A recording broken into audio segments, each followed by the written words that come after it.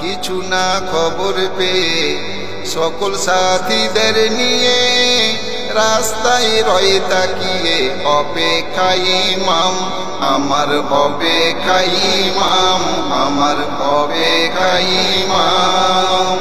কিছু না খবর পেয়ে সকল সাথীদের নিয়ে রাস্তায় রয়ে তাকিয়ে অপেক্ষায় ইমাম আমার অপেক্ষায় ইমাম আমার অপেক্ষায় ইমাম।